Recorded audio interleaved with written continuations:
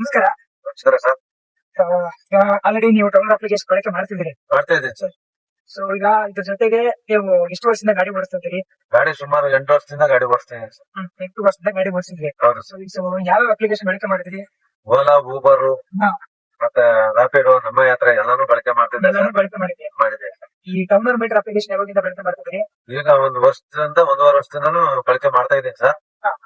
ಆದ್ರೂ ಅದು ಚೆನ್ನಾಗಿದೆ ಅಂತ ನಿಮ್ಮ ಹತ್ರ ಬಂದು ಅಪ್ಲಿಕೇಶನ್ ಎಲ್ಲ ಡೌನ್ಲೋಡ್ ಮಾಡ್ಕೊಂಡು ಮೀಟರ್ ಟ್ಯಾಕ್ಸಿ ಅನ್ನೋದಂತ ಹಾ. ಚಾಲನೆ ಮಾಡ್ಬೇಕು ಅಂತ ನಾವು ಡ್ರೈವರ್ಗಳೇ ಡ್ರೈವರ್ಗೆ ಸಪೋರ್ಟ್ ಮಾಡ್ಬೇಕು ಅಂತ ಎಲ್ಲ ಒಗ್ಗಟ್ಟಾಗಿ ನಿಂತಿದ್ದೀವಿ ಸರ್. ಮೊದಲನೇದಾಗಿ ಈ ಮೀಟರ್ ಟ್ಯಾಕ್ಸಿಗೂ ಬೇರೆ ಅಗ್ರಿಗೇಟರ್ ಕಂಪನಿಗಳಿಗೂ ಏನ್ ವ್ಯತ್ಯಾಸ ಇದೆ? ಇದು ಅಗ್ರಿಗೇಟರ್ ಕಂಪ್ನಿ ಅಂದ್ರೆ ನಾವು ದುಡ್ಡು ಅದ್ರಲ್ಲಿ ಅವ್ರು ಕೊಟ್ಟಷ್ಟು ನಾವು ಇಸ್ಕೋಬೇಕಾಗಿದೆ. ಹಾ. ಅವ್ರು ಕೊಟ್ಟಷ್ಟಕ್ಕೆ ನಾವು ಹೋಗ್ಬೇಕಾಗಿದೆ. ಅವ್ರು ಹೇಳ್ದಂಗೆ ನಾವು ಕೇಳ್ಬೇಕಾಗಿದೆ. ಅವ್ರಿಗೆ ಗುಲಾಮರಾಗಿ ಬರ್ತಾ ಇದೀವಿ ಸರ್. ಇದು ಪಾಯಿಂಟ್ 1. ಓಕೆ. ಹಂಗಾಗಿ ನಾವೇನಾರ ಜಾಸ್ತಿ ರೇಟ್ ತಗೊಂಡಾಗ ಕಸ್ಟಮರ್ 50 ರೂಪಾಯಿ 100 ರೂಪಾಯಿ ಕೇಳಿ ಇಸ್ಕೊಂಡಾಗ ನಮ್ಮನ್ನ ಆಫ್ಲೋಡ್ ಮಾಡೋದು, ಆಫ್ಲೈನ್ ಮಾಡೋದು 3 ದಿನ 6 ದಿನ 12 ದಿನ ಹಿಂಗೆಲ್ಲ ಆಫ್ಲೋಡ್ ಮಾಡ್ತಲೇ ಇರ್ತಾರೆ.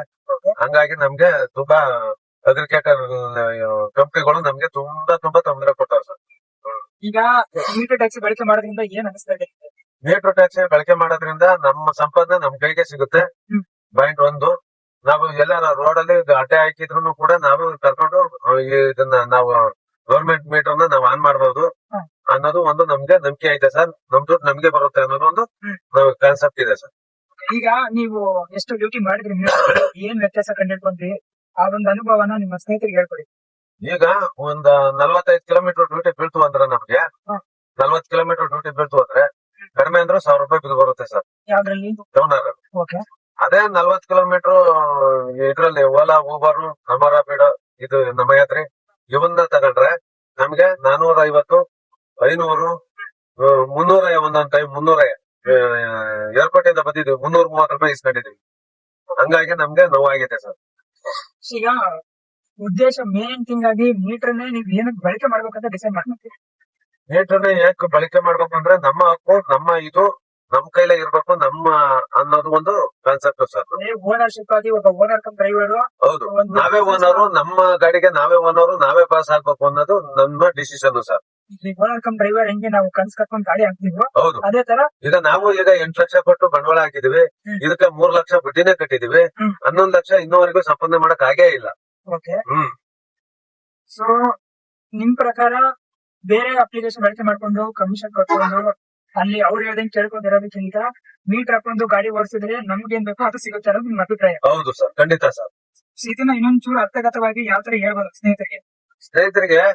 ನಮ್ಮ ಹಕ್ಕು ನಮ್ಮ ಆದಂತ ಮೀಟರ್ ಹಾಕೊಂಡು ಈಗ ಆಟೋದಲ್ಲಿ ಮೀಟರ್ ಇದೆ, 18 ರೂಪಾಯಿ ಕಿಲೋಮೀಟರ್ ಪಟ್ಟೆ ಕೊಡ್ತಾರೆ.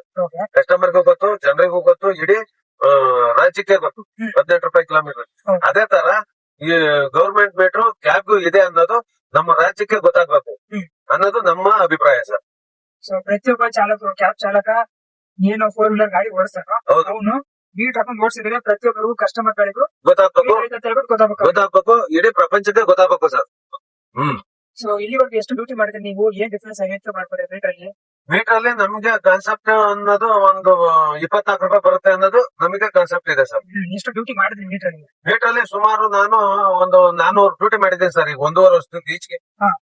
1 ವರ್ಷದಿಂದ ನೀವು 2 ವರ್ಷದ ಬಳಕೆ ಮಾಡ್ತಾ ಇದ್ದೇನೆ.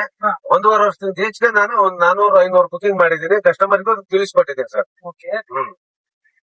ಸೊ ಜೊತೆಗೆ ಏನಪ್ಪಾ ಅಂದ್ರೆ ಎಷ್ಟು ಡಿಫ್ರೆನ್ಸ್ ಏನಾದ್ರು ವ್ಯತ್ಯಾಸ ಕಂಡುಹಿಡ್ಕೊಂಡ್ರೆ ಬಿಲ್ಗಳಲ್ಲಿ ಕಸ್ಟಮರ್ ಗಳಿಗೆ ಬಿಲ್ ಎಲ್ಲ ತೋರಿಸಿದ್ರೆ ವ್ಯತ್ಯಾಸ ಬಂದಿದೆ. ನಾನು ಗ್ರೂಪ್ ಅಲ್ಲಿ ಕಸ್ಟಮರ್ನೇ ಆಡ್ ಮಾಡ್ಕೊಂಡಿದ್ದೀನಿ ಸರ್. ಸುಮಾರು ಈಗ ಒಂದು 350 ಜನ ಇದ್ದಾರೆ. ಆ ಕಸ್ಟಮರ್ ನಂಬರು ಕೂಡ ಇದೆ ನನ್ನ ಹತ್ರ. ಆಲ್ರೆಡಿ ಮೀಟರ್ ಬಳಕೆ ಮಾಡೋದ್ರಿಂದ ಕಸ್ಟಮರ್ ನಂಬರ್ ನಿಮ್ಮ ಹತ್ರ ಇದೆ. ಕಸ್ಟಮರ್ ನಂಬರ್ ನಾನು ಇಟ್ಕೊಂಡಿದ್ದೇನೆ. ಯಾಕೆಂದ್ರೆ ನಾನು ಇದನ್ನ ಶೇರ್ ಮಾಡ್ತೀನಲ್ಲ ಅವ್ರಿಗೆ ವಾಟ್ಸ್ಆಪ್, ಅವ್ರಿಗೆ ಅವರು ನಮ್ಮ ವಾಟ್ಸ್ಆಪ್ ಅಲ್ಲೇ ಅವ್ರ ನಂಬರ್ ಇದೆ ಸರ್ ಆಲ್ರೆಡಿ. ಸೊ ಆಲ್ರೆಡಿ ನೀವು ಕಸ್ಟಮರ್ ನಂಬರ್ ನ ಸೇವ್ ಮಾಡ್ಕೊಂಡ್ಬಿಟ್ಟು ಸರ್ವಿಸ್ ಕೊಡ್ತಿದ್ದೀರಿ. ಕಸ್ಟಮರ್ ಕರೆ ಮಾಡ್ತಿದಾರಾ? ಕರೆ ಮಾಡ್ತಾರೆ ಸರ್. ಸುಮಾರು ಇದು ಮೇನ್ ಯಾಕಂದ್ರೆ ಈ ಹೊಸದಾಗಿ ಬಂದು ಏನ್ ಡೌನ್ಲೋಡ್ ಮಾಡ್ಕೊತಾರಲ್ಲ ಅವ್ರದ್ದು ಒಂದೊಂದು ಪ್ರಶ್ನೆ, ಬುಕಿಂಗ್ ಮಾಡ್ತಾ ಇರೋದು ದೊಡ್ಡ ಪ್ರಶ್ನೆ ಆಗಿದೆ ಅವ್ರಿಗೆ. ಈ ತರ ಮಾಡ್ಬೇಕು ನಾವು. ಈಗ ನಾನು 400 ಜನ ಮಾಡಿದ್ದೀನಿ. ಎಲ್ಲಾ ಡ್ರೈವರ್ 10 ಜನ ಮಾಡಿದ್ರು ದಿನಕ್ಕೆ ಎಷ್ಟು ಜನ ಆಗುತ್ತೆ ಸರ್? ಸಾಕಷ್ಟು ಜನ ಆಗುತ್ತೆ. 1 ಲಕ್ಷ ಕ್ಯಾಬ್ ಡ್ರೈವರ್ಸ್ ಇದ್ರು ನಮ್ಗೆ ಇಂಟ್ರೆಸ್ಟ್ ಜನ ಆಲ್ರೆಡಿ ಕೊಡ್ತಾರೆ ನಮ್ಗೆ ಮೀಟರ್. ಹೌದು.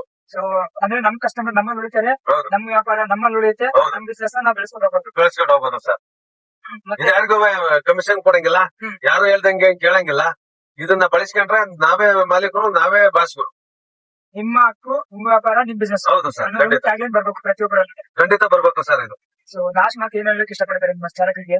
ನಾನು ಎಲ್ಲರೂ ಇದನ್ನೇ ಉಪಯೋಗಿಸ್ಕೊಂಡು ಇದ್ರಲ್ಲೇ ಸಂಪಾದನೆ ಮಾಡ್ಕೊಂಡು ಹೆಂಡತಿ ಮಕ್ಕಳನ್ನ ಅಪ್ಪ ಅಮ್ಮನ್ನ ಚೆನ್ನಾಗಿ ನೋಡ್ಕೋಬೇಕು ಅನ್ನೋದು ಎಲ್ಲರಿಗೂ ಹೇಳಕ್ಕೆ ಇಷ್ಟಪಡ್ತೀನಿ ಸರ್.